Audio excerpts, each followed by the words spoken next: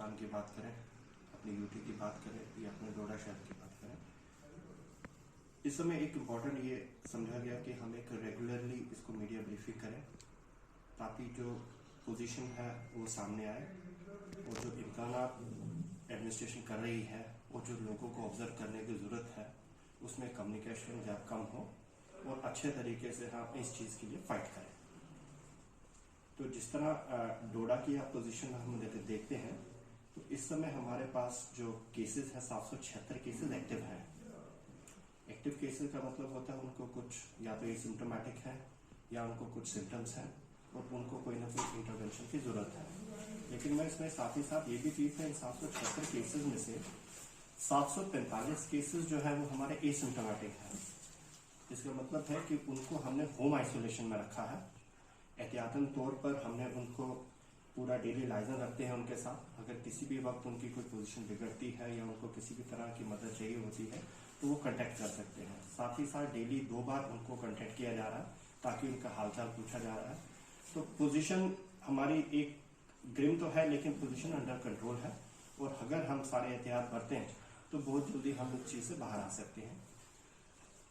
हम दोनों वेव को मिला लें, अगर पिछले साल से चले तो हमारे पास 72 डेथ्स हुई हैं यहाँ पे और सेकेंड वेव में हमारी 8 डेथ हो चुकी है। डेथ्स कम हुई हैं लेकिन हमें इसमें ना तो कॉम्प्लेसेंसी की जरूरत है और ना ही अपना गार्ड लोअर करने की जरूरत है। हमें चीजें और इम्प्रूव करनी है, उसके लिए हमें पूरा सहयोग है। पूरी यूटी गवर्नमेंट एलजी साहब से हेडेड करके नीचे तक पूरा सपोर्ट है। और मैं ये भी कहना चाहूँगा कि हमारे सभी इलेक्टेड रिप्रेजेंटेटिव हो, आवाम हो, मीडिया हो, हर कोई अपने अपने तरीके से इसमें कंट्रीब्यूट करने की कोशिश कर रहा है ताकि ये जो त्रासदी है ये जल्दी से जल्दी हम इससे निकल पाए। इसके अलावा जो हमारा हॉस्पिटल अरेंजमेंट्स है, लोगों के लिए ट्रीटमेंट है, अगर लोग बीमार होते हैं तो हमारे पास हर लेवल पे एक चेन ऑफ हॉस्पिटल्स है। अगर कोई एसिम्प्टोमेटिक पाया जाता है टेस्टिंग के बाद तो उसको हम कोशिश करते हैं वो होम आइसोलेशन में अपने एनवायरनमेंट में रहे, अगर उसके पास प्रॉपर होम एनवायरनमेंट है तो। अदरवाइज हमने अभी बेड कैपेसिटी बड़ी जगह बनाई हुई है जिसमें क्वारंटाइन सेंटर रखे हैं। अभी फिलहाल हमें कोई इसकी जरूरत नहीं पड़ी है लेकिन हमने 277 बेडेड के 6 जगह हमने थ्रू आउट द डिस्ट्रिक्ट हमने आइडेंटिफाई करके रखे हैं और वो रेडीनेस में है। इसके अलावा 900 के करीब और हमने आइडेंटिफाई किए हैं। मुझे उम्मीद है कि इसकी कोई जरूरत नहीं पड़ेगी लेकिन अगर जरूरत पड़ती है तो हम इसके लिए तैयार हैं। इसके अलावा अगर हमारे कोई माइल्ड सिम्टम्स हैं किसी को और वो घर में नहीं रह सकता, उसको थोड़ी सी ट्रीटमेंट की जरूरत है, तो हमारे पास नेक्स्ट चेन आती है कोविड केयर सेंटर्स की। तो कोविड केयर सेंटर्स हमारे पास हमने 9 आइडेंटिफाई किए हैं। हमारे पास उसमें जो बेड कैपेसिटी है हमने उसको इंक्रीज कर दिया है 95 से हम 190 तक डेडिकेटेड कोविड के लिए रखे हैं। प्रेजेंटली उनकी कोई ऑक्यूपेंसी नहीं है क्योंकि हमारे पास कोई ऐसा केस नहीं है जो होम आइसोलेशन या फिर एसोसिएटेड हॉस्पिटल जीएमसी के बाहर गया हो। तो लेकिन वो भी 190 बेडेड जो हमारे पास है जिनमें एटलीस्ट 50% हमारे पास ऑक्सीजन सपोर्टेड बेडेड है, वो भी हमारे पास अभी अवेलेबिलिटी है। तीसरी हमारी जो चेयर आती है वो आता है हमारा एसोसिएटेड हॉस्पिटल जीएमसी, जहां आपके मॉडरेट सिम्टम्स या कोई बड़े ही सीवियर सिम्टम्स के लोग आते हैं। उसके लिए हमारे पास जीएमसी जो है 270 बेडेड हॉस्पिटल है और कोविड के लिए हमने डेडिकेटेडली अभी 150 ऑलरेडी बेडेड अलग से रिजर्व कर रखे हैं। इतनी ऑक्यूपेंसी एट प्रेजेंट नहीं है, हमारे पास अभी 32 बेडेड हैं जो ऑक्यूपाई हुए हैं और उसमें से कुछ आईसीयू बेडेड हैं, उसमें वेंटिलेटर का पूरा अरेंजमेंट है और वो जीएमसी प्रिंसिपल उसको अच्छी तरह देख रहे हैं और रोज मॉनिटर करते हैं कि बेड कैपेसिटी किस तरह बढ़ाने की जरूरत है, किस तरह और इंक्रीज कर सकते हैं। नेक्स्ट इंपॉर्टेंट एस्पेक्ट हमारा पूरी मैनेजमेंट में रहता है पेशेंट की ऑक्सीजन अवेलेबिलिटी। जब सिम्टम ज्यादा सिवियर हो जाते हैं तो आपको ऑक्सीजन की अवेलेबिलिटी बड़ी इंपॉर्टेंट होती है। अभी तक हमने ऑक्सीजन की कोई अवेलेबिलिटी कमी नहीं आने दी है। जब भी कोई दिक्कत होती है हम 24/7 इसके लिए पूरे एफर्ट करते हैं।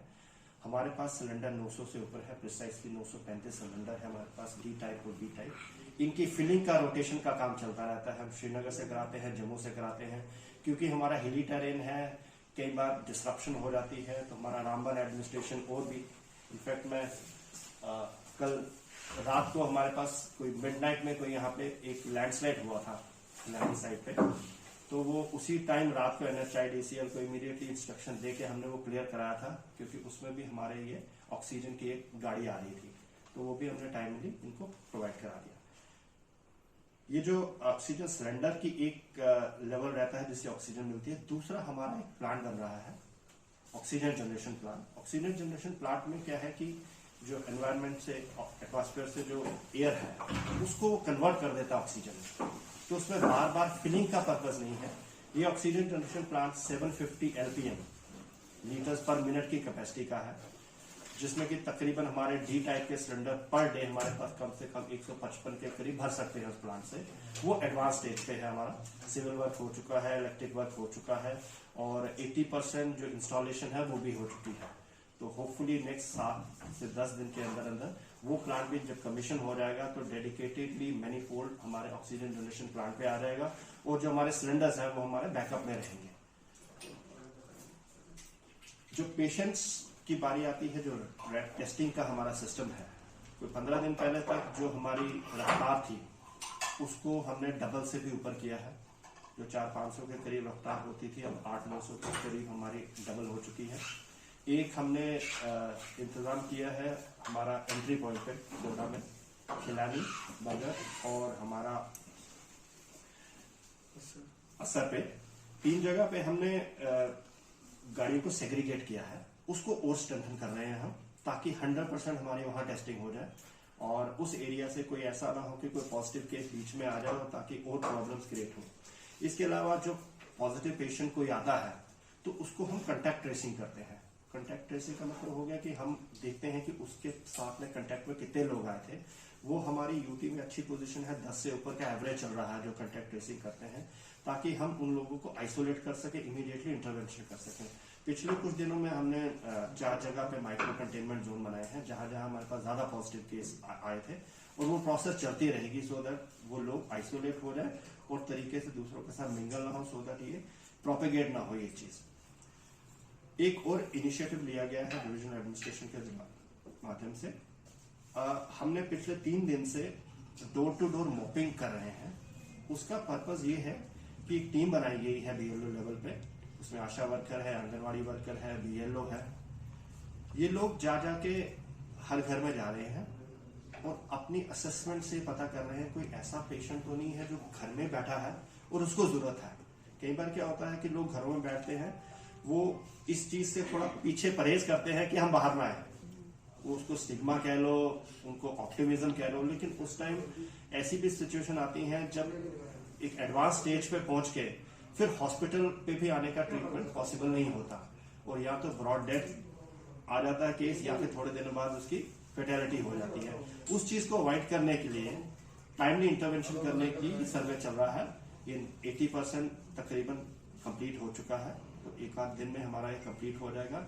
उसमें कुछ लोग जो निकल के आएंगे उसको हम सेकेंड लेवल पे डॉक्टर्स घर में भेज के फिर असेसमेंट करा लेंगे, क्या वाकई इसको कोविड केयर सेंटर में रखने की जरूरत है या हॉस्पिटल में लाने की जरूरत है, सो दैट टाइमली उसका इलाज हो जाए और ये जो हमारा डेथ रेट है ये ना इंक्रीज हो।